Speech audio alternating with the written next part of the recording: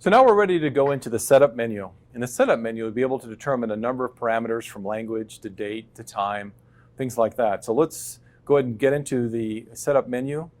To do that, I need to push the alarm control button while I turn the unit on at the same time. So I'm going to hold this down, turn it on and back, keep that button held down.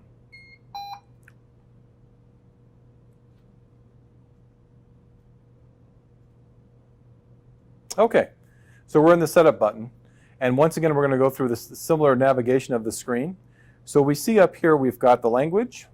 We're going to use our buttons on the bottom to basically enter into a particular item we want to change. We'll use the arrow keys up and down to make those changes, and then we'll progress our way down through the menu. So first off, language, of course, it's English. To move down to the date, I will use the arrow key down. That's perfectly fine.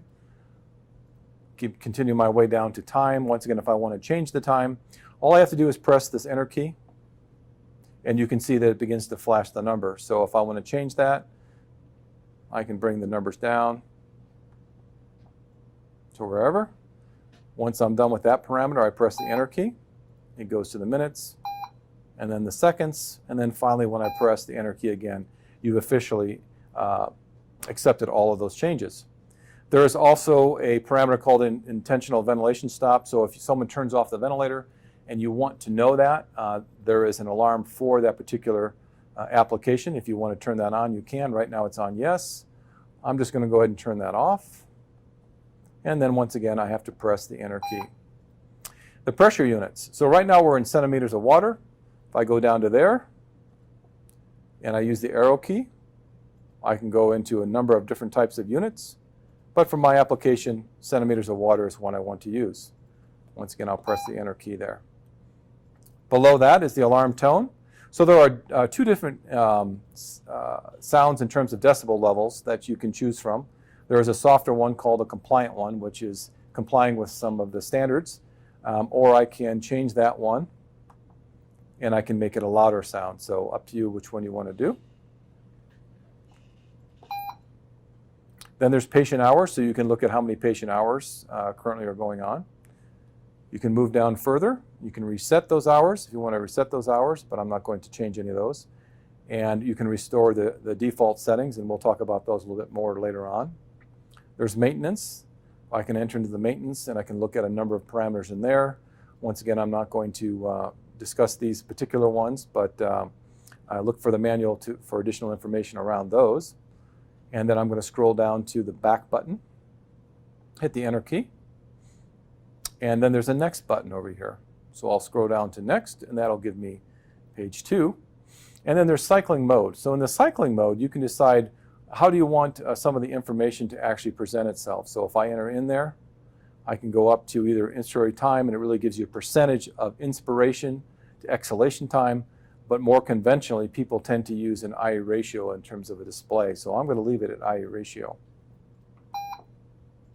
Then if I move down one more spot, I go to the relative pressure. And in this one, it's really talking about the relationship of pressure support and pressure control to the PEEP. So right now I have it set at yes. Relative pressure is at yes. So I'm going to enter in there. If I turn it off, then it goes to an absolute pressure. So let's discuss what those really mean. I'm going to go back to the yes. In the yes scenario, imagine if you had a PEEP of 5 and a pressure support of 15. That means the total pressure would go 5 plus 15 or up to 20. That's what I currently have set under relative pressure, and you'll see that actually being displayed on the screen as REL. If I did not choose that and I turned it off, it would go into an absolute pressure. So if I had a PEEP of 5 and I had a pressure support of 15, it would have stopped at 15. So most conventional ventilators tend to do the relative pressure where the pressure support is on top of the PEEP. So I'll leave it there. Then the next one is the expiratory sensitivity. And once again, when it's set at a positive setting versus a negative setting, it's going to look more like conventional ventilators in intensive care units, where you're looking at a percentage of the peak flow in terms of what the e-sense is. So for example, if you had 10% set, that means when the flow decays down to 10% of the peak flow, it would cycle into exhalation. And so that is the menus that are available in the user setup screen. So I'm going to go down one more, and it says back, and I'll press back. And so I'm done with looking at the setup screen. So what I'm going to do now is I'm going to turn the unit off and back on so I can go back to the normal screen.